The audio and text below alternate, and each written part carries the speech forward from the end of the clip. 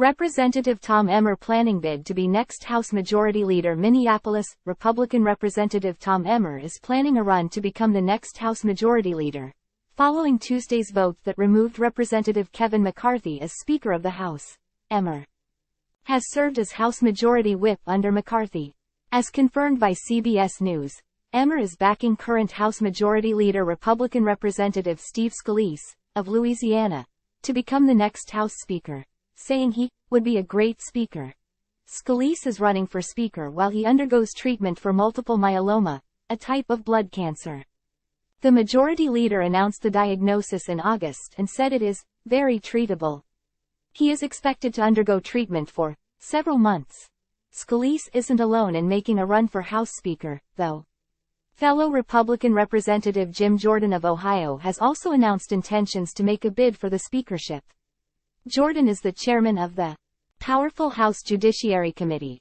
The race sets up a showdown that will test the abilities of both men to build support from a majority of the House GOP conference, the divides among which have been on display this year as Republican leaders navigated a narrow 4-vote majority. In separate letters to their fellow GOP lawmakers urging their support, both Jordan and Scalise pitched themselves as unifiers who can build on the party's efforts to push back against the Biden administration's policies and advance a conservative agenda.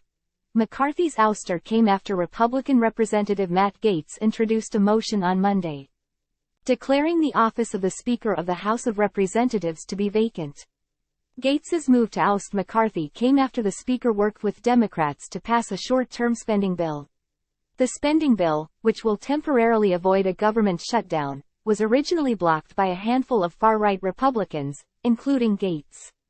Time equals 400 Ms. greater than the Washington Post first reported that Emmer was among those potentially considered to be in line to replace McCarthy, but he has repeatedly said he was not seeking that specific role. "I fully support Speaker McCarthy," said Emmer in a statement on Saturday. "He knows that and I know that. I have zero interest in palace intrigue." End of discussion. The Speaker of the House is not only the leader of the chamber but also second in line for the presidency. Ousting a sitting speaker by vote in the middle of a congressional term is unprecedented in American history, and McCarthy's allies warned that doing so would set a precedent that would hang over every speaker moving forward. That argument did not persuade Democrats to come to McCarthy's rescue.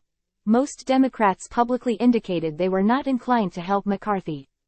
At a caucus meeting Tuesday morning, Representative Pete Aguilar played a clip from the Speaker's appearance Sunday on Face the Nation, in which he blamed Democrats for nearly shutting down the government. In fact, more Democrats than Republicans voted for the bill to extend government funding for 45 days.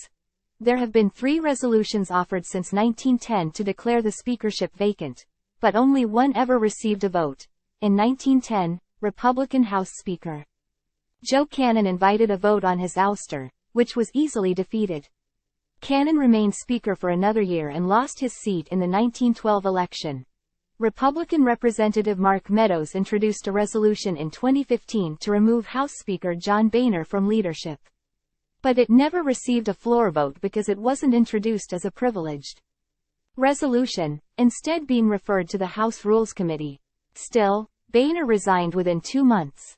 In 2019, Republican Representative Ralph Abraham introduced a resolution to expel House Speaker Nancy Pelosi and declare the office of the Speaker vacant. The measure was referred to the House Committee on Ethics and the House Committee on Rules.